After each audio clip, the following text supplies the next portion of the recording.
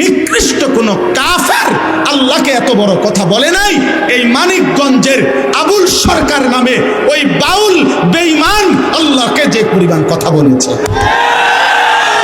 এই বেঈমান সরাসরি বেঈমান, এই বেঈমান প্রকাশ্য বেঈমান। মহান আল্লাহকে লক্ষ্য করে কোন মূর্তি পূজক এত বড় কথা বলে না, কোন মুশরিক এত বড় কথা বলে নাই, কোন বেঈমান এত বড় কথা বলে নাই। আপনাদের আমার বলার মতো ক্ষমতা নাই। ওই বেঈমান এটা কি বলছে মুখ দিয়া, আমি এই পর্যন্ত কোনো মাহফিলে এটা বলছি কথা, এটা কিন্তু ওই কইছেটা কি এটা আমার মতো বলার মতো জবান নাই। আপনারা শুনেন ওই কি বলছে, ও আল্লাহকে লক্ষ্য করে কি বলছে। হায় হায়, আমার এই 92-95 ভাগ মুসলমানের এই পবিত্র বাংলাদেশে মুসলিম পরিচয় দিয়ে বাউল গানের নামে একজন বেঈমান এত বড় জঘন্য কথা, সে পরিষ্কার বলতেছে আল্লাহর ব্যাপারে এত জঘন্য কথা কল্পনাও করা যায় না। কোরআনের এই পরিমাণ বিকৃত ব্যাখ্যা। আল্লাহ বলছে কোরআনে নাকি বারবার কুল আউযু বিরাব্বিন নাস, মালিকিন নাস, ইলাহিন নাস। আল্লাহ বলছে বারবার শুধু নাস, শুধু নাস, শুধু নাস। আপনি শোনেন মিয়া, আপনি শোনেন। আমি ব্যক্তিগতভাবে সারা দেশ জানে আমি কোনো রাজনীতির মানুষ না। আমার এই এলাকার মানুষও জানে আমি আজকে 10 বছর এই এলাকায়, আমি কোনো রাজনীতির মানুষ না। আমি রাজনীতির ভালো মন্দ বুঝিও না এতটা, কিন্তু আমি একটা রাজনীতির কোনো হিসাব বুঝি না। এটা নিয়ে দল টানাটানির বিষয় না, এটা দল টানাটানির বিষয় না। অন্য বাউল কি বলছে না বলছে এটা তাদেরও ব্যাপার না, বাকিদের বিষয়ও না। এটা শিল্পীরা কি বলছে সেটা তাদেরও বিষয় না। কিন্তু এই বেঈমান আবুল সরকার নামে যেই বেঈমান, যেই মুশরিক আল্লাহকে বিদ্রুপ করেছে, এর ফাঁসি, এর ন্যায্য বিচার, এর রাষ্ট্রীয় বিচার বাংলার জমিনে হতেই হবে। এটা হতেই হবে।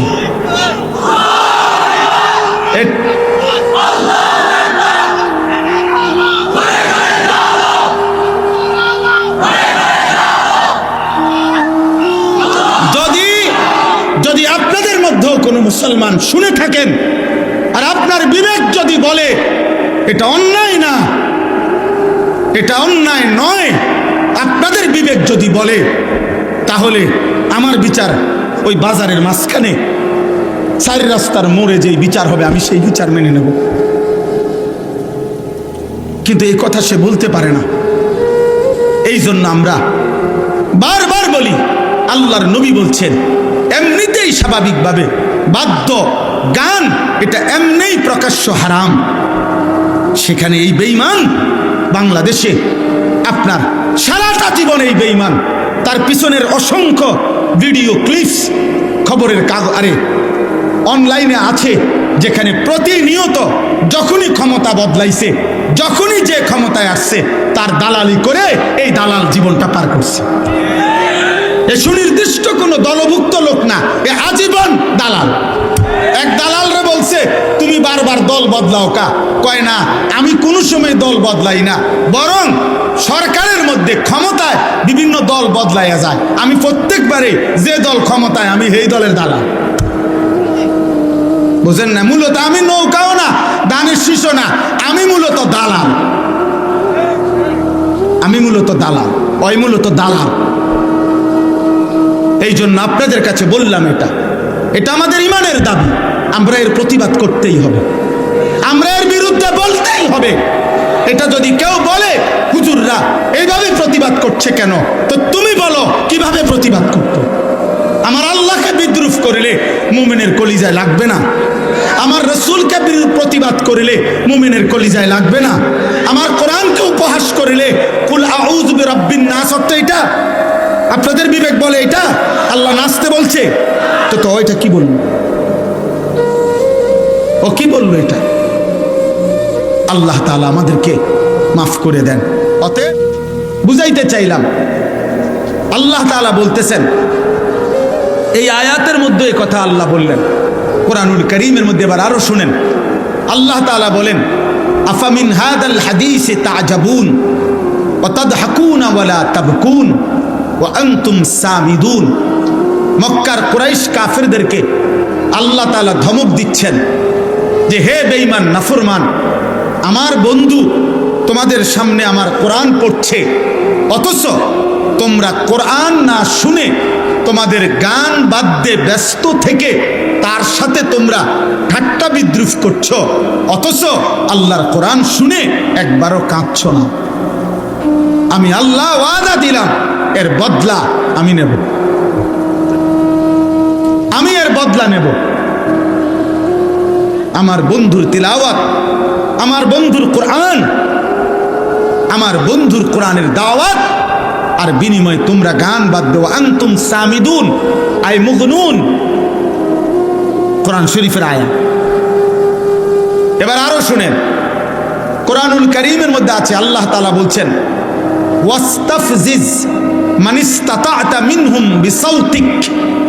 আল্লাহ ইবলিসকে বলছে, ইবলিস শয়তান তুই যা, পৃথিবীতে যা।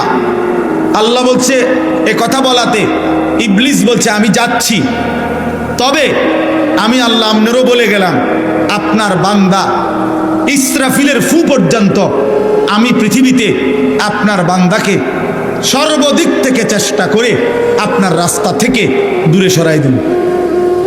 আপনারে বলে গেলাম, আমিও ছাড়বো না। নাউযুবিল্লাহ। আল্লাহ তখন বলছে কোরআনে যে ঠিক আছে ইবলিস, আমিও তোকে ওয়াদা দিলাম, তোর সৈন্য সামন্ত দল বল, তোর কণ্ঠ সুর আওয়াজ, তোর যা আছে তোর সমস্ত পুঁজি দিয়ে আমার বান্দাদেরকে আমার পথ থেকে ফিরাইস। তবে এটা মনে রাখিস, আমার সত্যিকার গোলামি করে যে বান্দা, তোর কোনো শক্তি তার উপরে কার্যকর হবে না। ইন্না ইবাদি লাইসা লাকা আলাইহিম বিসুলতান।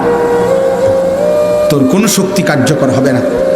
এইখানে একটা কথা আছে, আল্লাহ বলছে তোর সুর বিসাউতিকা, ইবলিস তোর কণ্ঠ দিয়ে, তোর সুর দিয়ে, তোর আওয়াজ দিয়ে তুই আমার বান্দাকে পথভ্রষ্ট করিস।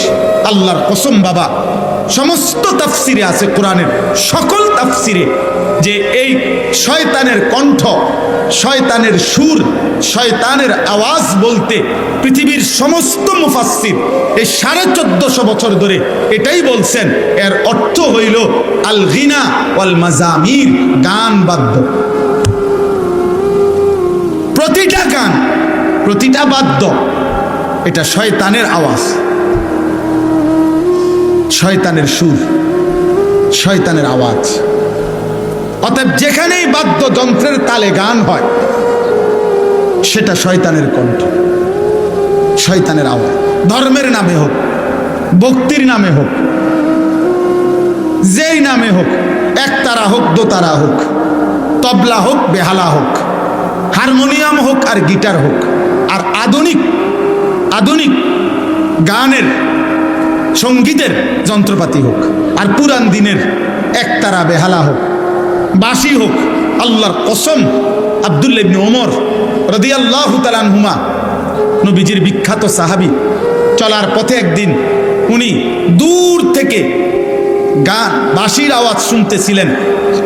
কিতাবে আছে উনি ওনার 2 কান আটকাইয়া ফেলছেন। এরপরে হাঁটতে হাঁটতে ওনার সঙ্গীদেরকে বারবার বলতেছিলেন, ওই আওয়াজ কি আর শোনা যায়, ওই আওয়াজ কি আর শোনা যায়?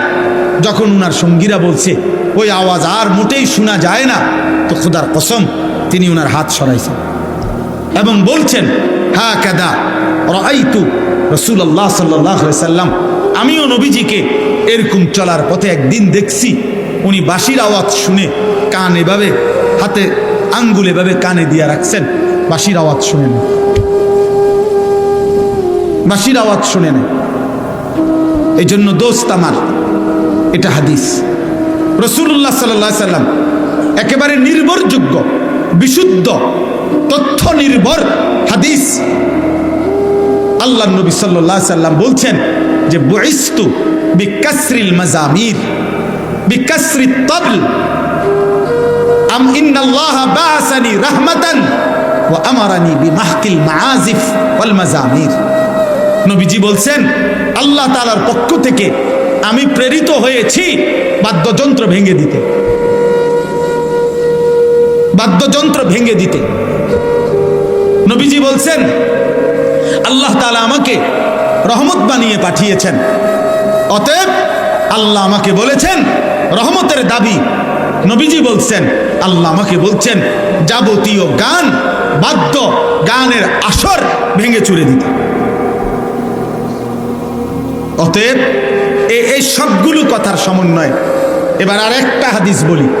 আল্লাহর নবী সাল্লাল্লাহু আলাইহি সাল্লাম বলেন, এটা খুব গুরুত্বপূর্ণ যুবক ভাই, নওজোয়ান ভাই, তোমরা শোনো। আব্বা, মোবাইলে রাত্র নাই দিন নাই, নারী দেখো, ছবি দেখো, বাদ্যের তালে, গানের তালে, নৃত্যের তালে। আর এই হারাম আড্ডা, আর বয়স্ক মাঝ বয়সীও যারা চা দোকানে বলেন আর ঘরে বলেন, টেলিভিশনে যারা নায়িকা গায়িকার নাচ দেখেন, গান দেখেন, বাদ্যের তাল দেখেন, বাদ্যযন্ত্রের ঝংকার শুনেন কানে, তো আল্লাহর কসম আল্লাহ তাআলা বলছে এমন আসর যারাই জমায় আমি আল্লাহ তাদের জন্য নিকৃষ্ট আযাব রেখেছি, অপমানকর আযাব রেখেছি।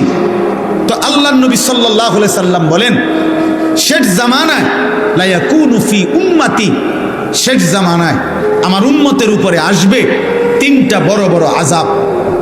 কয়টা? আর 5টা মিনিট এদিক সেদিক তাকায় না, 5 মিনিট সময়।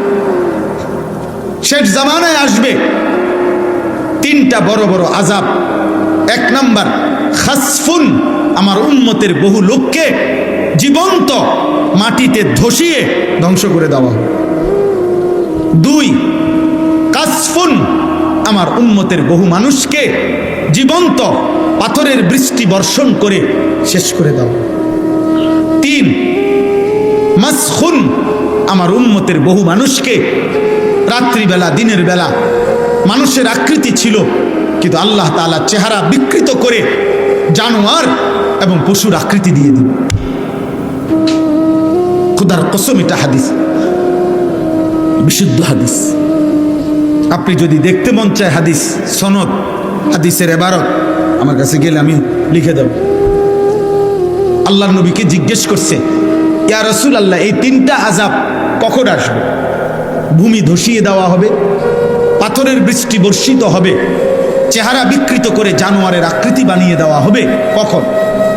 তো নবীজি বলছেন ইজা জহারাতিল কাইনাত ওয়াল মাহাজিফ, যখন গায়িকা, গানের আসর, বাদ্যযন্ত্র বেড়ে যাবে।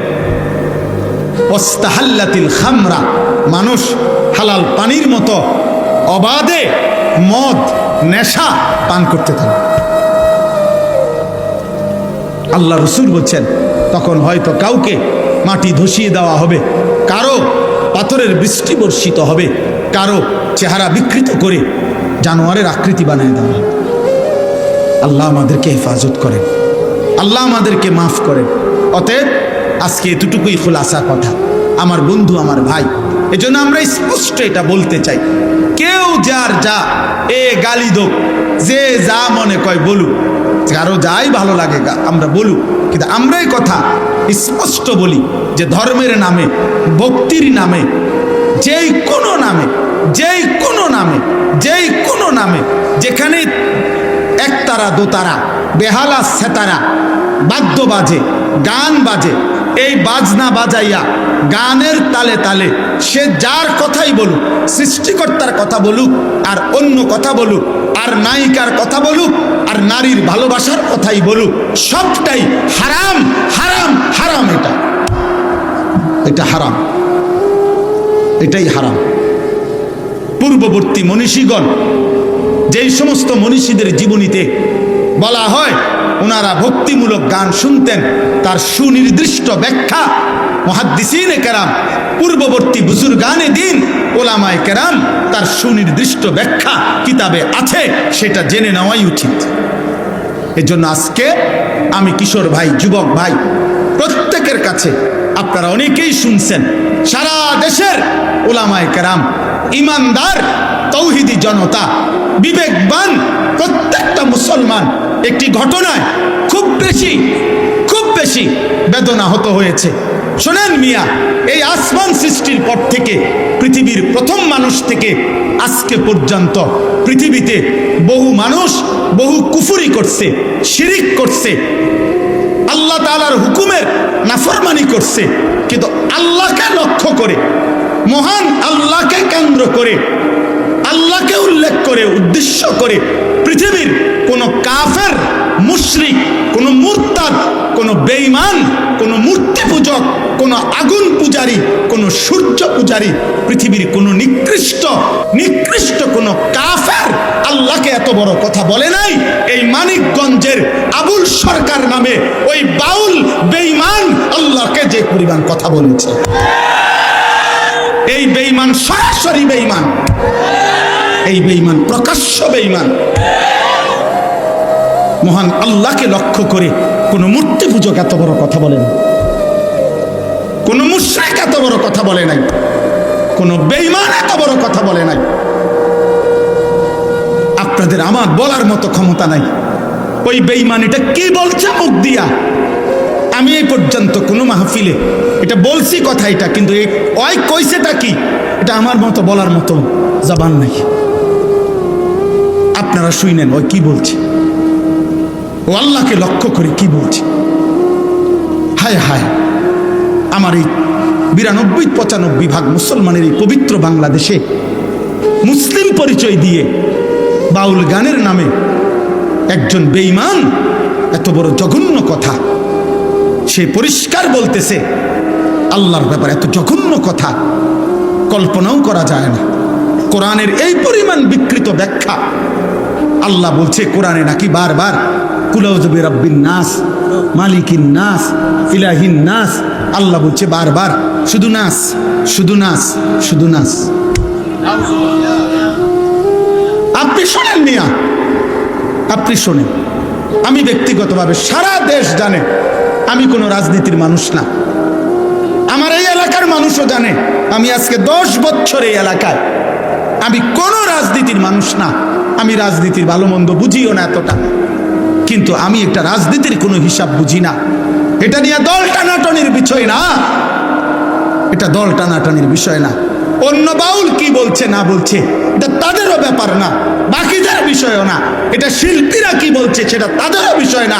কিন্তু এই বেঈমান আবুল সরকার নামে যেই বেঈমান, যেই মুশরিক আল্লাহকে বিদ্রুপ করেছে, এর ফাঁসি, এর ন্যায্য বিচার, এর রাষ্ট্রীয় বিচার বাংলার জমিনে হতেই হবে। এটা হতেই হবে।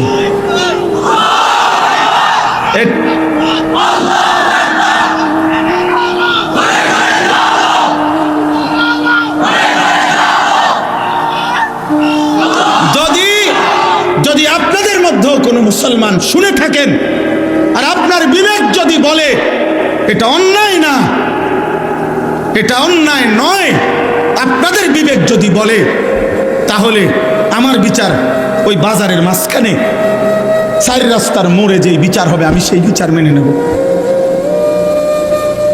কিন্তু এই কথা সে বলতে পারে না। এই জন্য আমরা বারবার বলি, আল্লাহর নবী বলছেন এমনিতেই স্বাভাবিকভাবে বাদ্য গান এটা এমনিই প্রকাশ্য হারাম।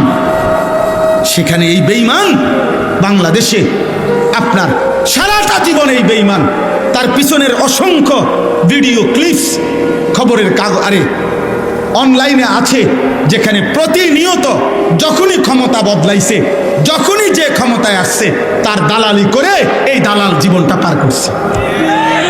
এ সুনির্দিষ্ট কোনো দলভুক্ত লোক না, এ আজীবন দালাল।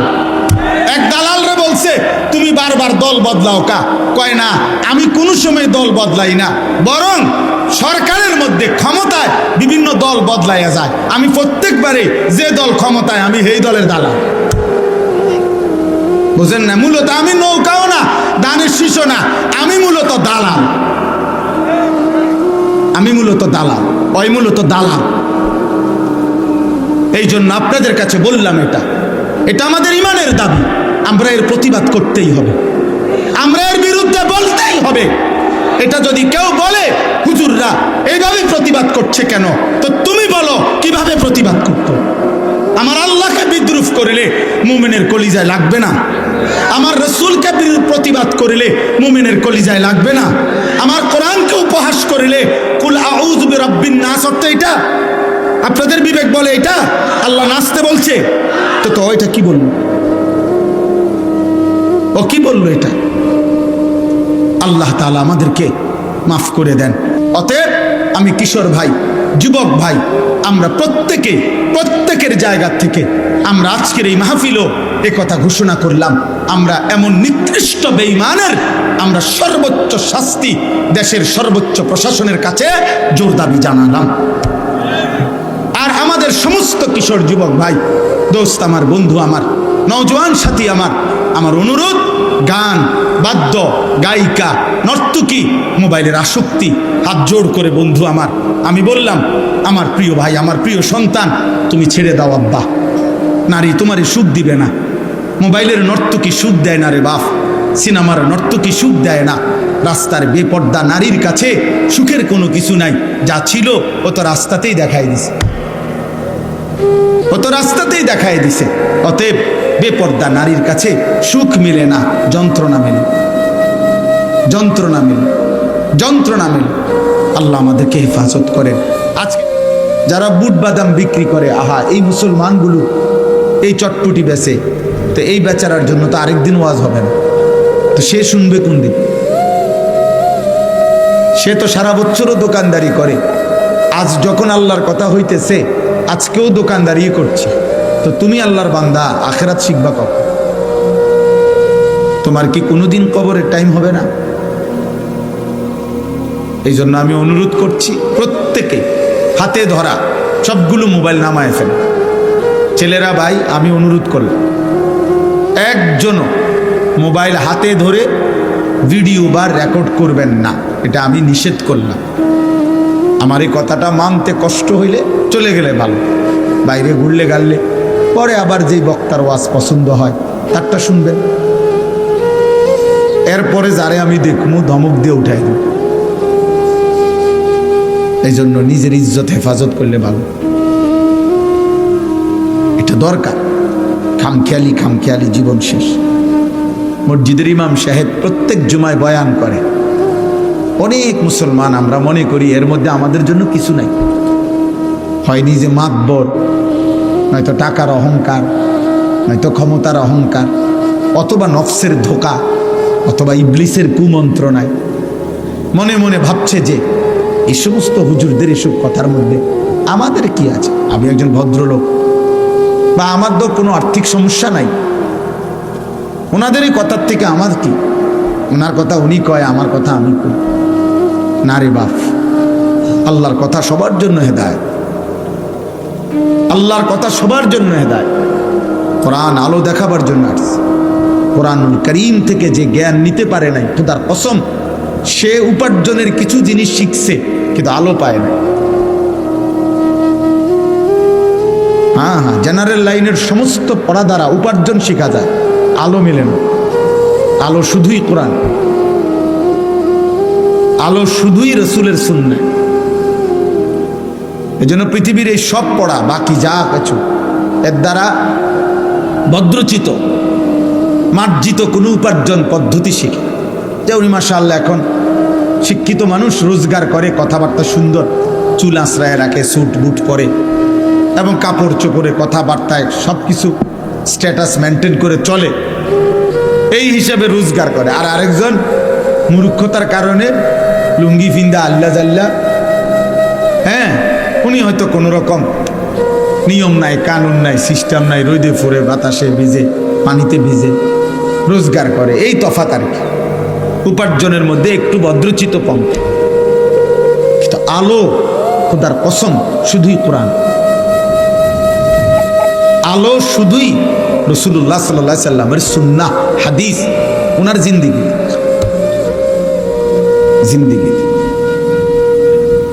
এই জন্য একজনই বুঝে, একজন বুঝলেই চলবে। আমি যেহেতু প্রার্থী না, নির্বাচনে কোনো প্রার্থী না, আমার কোনো ভোটের দরকার নেই, অতএব সবার সমর্থন আমার দরকার নেই, আমার দরকার আখিরাত।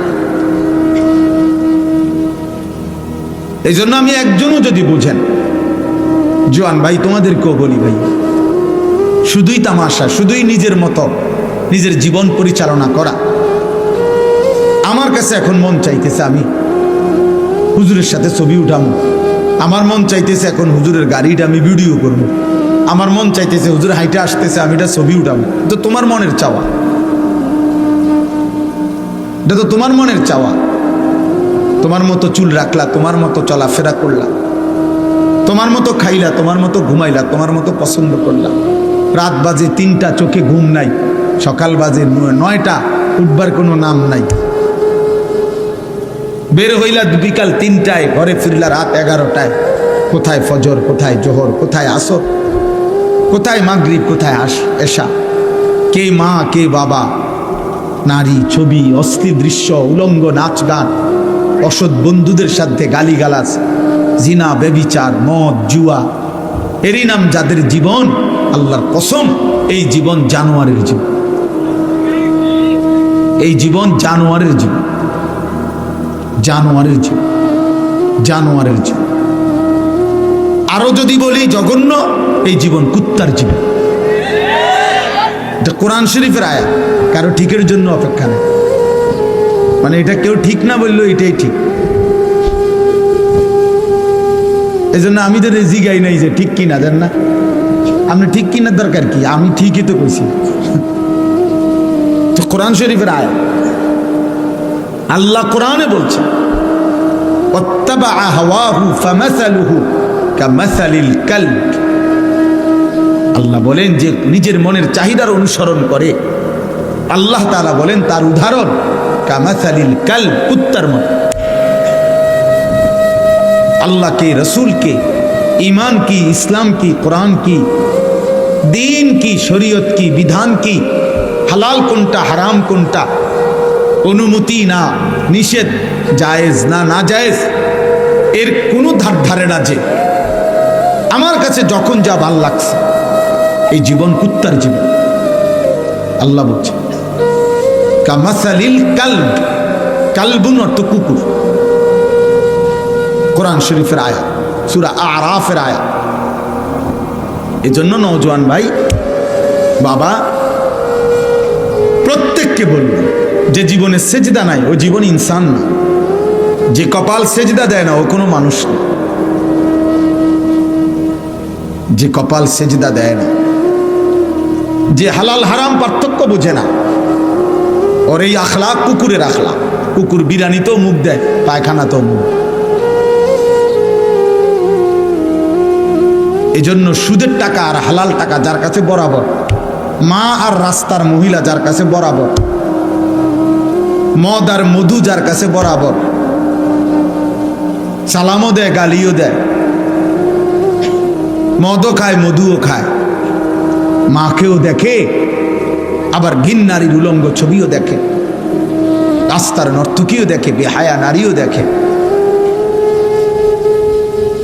তার মানে তার কাছে কোনো হালাল হারামের পার্থক্য নাই, অনুভূতি নাই।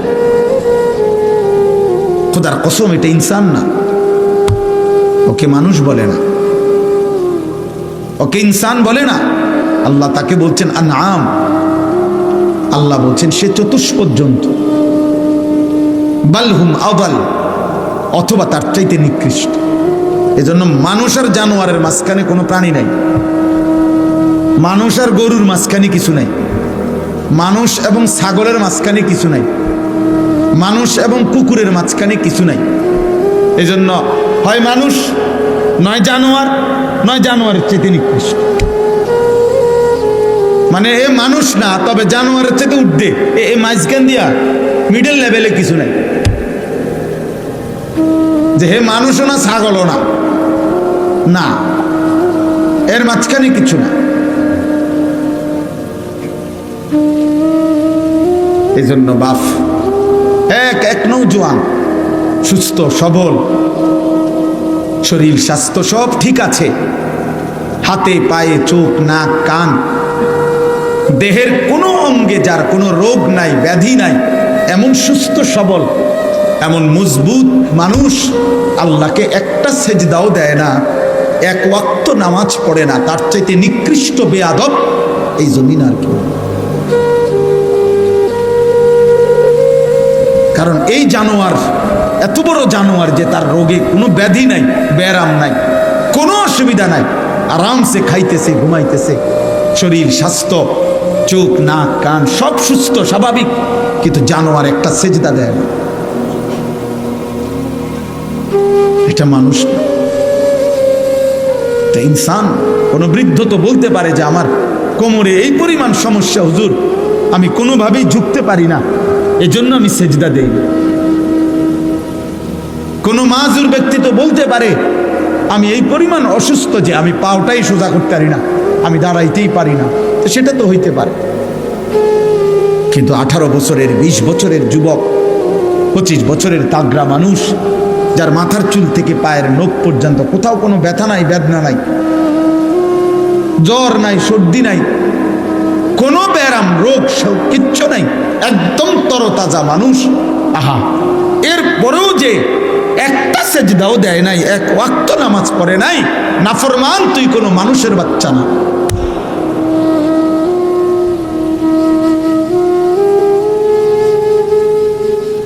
তোর কোনো মা নাই, তোর কোনো বাবা নাই, কমপক্ষে মুসলিম মা বাবা নাই, তোর কোনো সৃষ্টিকর্তা নাই, তোর কোনো নবী নাই, তোর কোনো ধর্ম নাই, তোর কোনো কিতাব নাই।